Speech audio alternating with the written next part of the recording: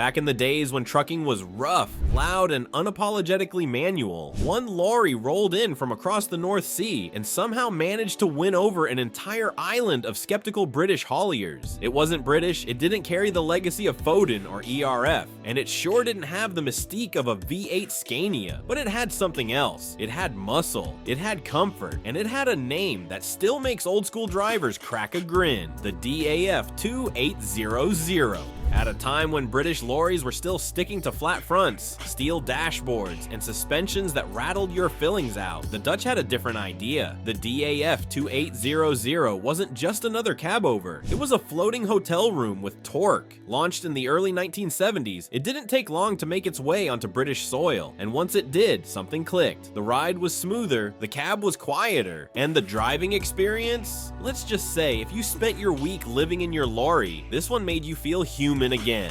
The 2800 brought in a level of cab comfort that British drivers hadn't experienced before. That big square-shaped cab sat tall and proud with a proper bed in the back, overhead lockers, and actual insulation. You weren't sleeping in a metal box anymore. You were sleeping in what felt like a miniature apartment on wheels. Compared to the bone-rattling, bare-bones setups in older Leylands or Bedfords, this was like checking into the Hilton. But the DAF 2800 wasn't just about posh living. Under the cab, it packed serious grunt. Most models came with the mighty DKX 1160 engine, a 11.6-liter inline-six turbo diesel that pulled like a freight train and didn't quit. The torque was relentless. It didn't matter if you were dragging 38 tons through the Pennines or crawling your way out of a mud-soaked lay-by. This truck had your back, and it sounded the part too. That deep, hollow roar when you climb through the gears?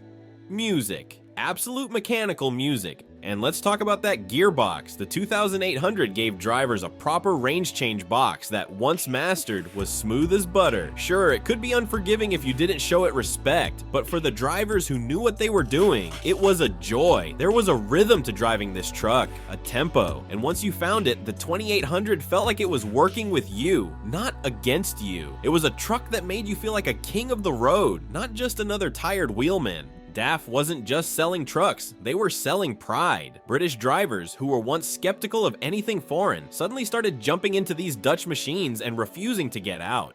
Fleets started replacing old British rigs with rows of 2800s. From Scotland to Southampton, they became a common sight, painted in every fleet color imaginable. Even Eddie Stobart ran them for a spell, and if you were lucky, you'd catch one with that classic white-green-red livery thundering down the M6 loaded to the roof. But there was more to the 2800's success than just engine power or comfy cabs. It was the reliability. These trucks were built with brutal simplicity, heavy-duty axles, solid chassis, wiring that didn't randomly melt in the rain. Mechanics didn't curse them, they respected them, and on the rare occasion something did go wrong, it wasn't a nightmare to fix. The Dutch knew what they were doing. They built a lorry that didn't need babysitting. And then there was the look, that big chrome grille, the square face, the twin headlights glaring like it meant business. You didn't just roll up in a DAF 2800, you arrived. It had presence, especially in an age when so many trucks looked like they were stitched together in a shed. Drivers would spend their weekends polishing the bumpers, adding light bars, fitting sun visors. It wasn't just about making deliveries anymore. It was about showing off a little. By the late 70s and into the early 80s, the 2800 had officially cemented itself as one of Britain's most loved imports. It wasn't replacing the icons, it was joining them, working side by side with ERFs and Scanias, Volvos and Sedans. And the best part? It was holding its own. No one looked at a 2800 and thought second best. Quite the opposite. It was the truck that made other drivers stop and say, "That's a nice motor, mate."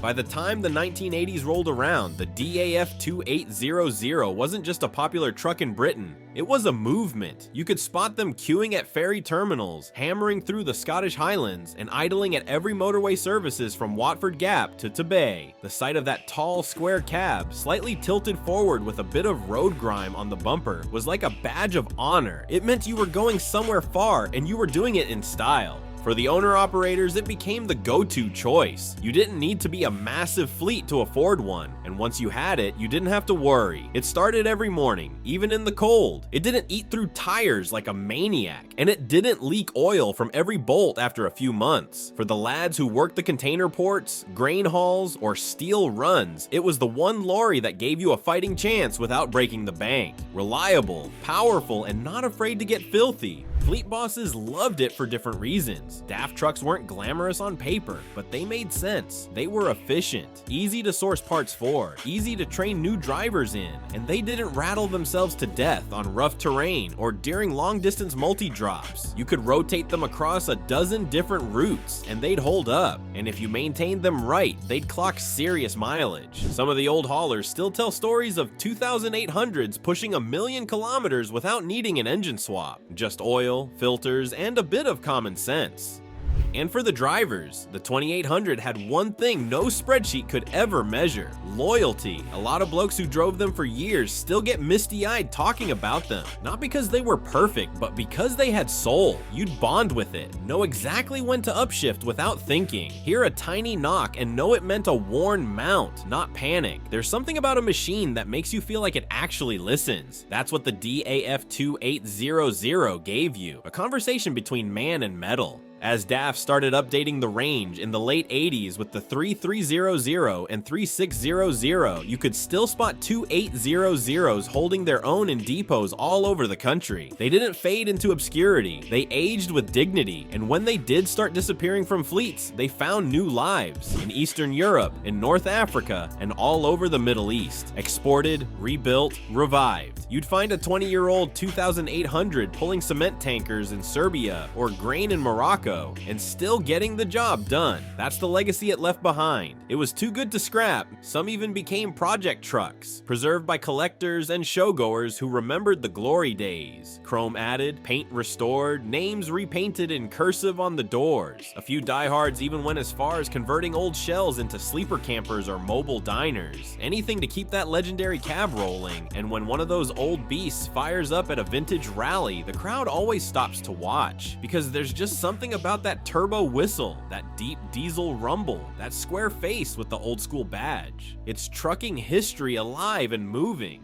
The thing is, British lorry culture is sentimental, always has been. We remember the trucks that stuck with us, the ones that got us through the worst roads, the worst nights, the tightest laybys, and the loneliest hours. And for a huge chunk of British drivers in the 70s, 80s, and early 90s, that truck was the DAF 2800. It might not have had the Scania roar or the Volvo build quality, but it had heart. It showed up when others broke down. It stayed planted when the wind tried to throw you off the motorway, and it didn't moan when you loaded it to the limit and pushed it hard. You won't find many still on active duty today, but if you're lucky, you might see one parked proudly at a truck show, polished like it just came off the line, maybe with old logbooks sitting on the dash, maybe with a driver nearby, arms crossed, watching the younger lads admire it and thinking, they don't make them like that anymore. And he'd be right, because the DAF 2800 wasn't just a lorry Britain fell in love with, it was a moment in time, a machine that bridged eras, a reminder of when trucks were simpler, drivers were tougher, and the road was king. And for those who remember, it'll never be just a Dutch import, it'll always be one of our own.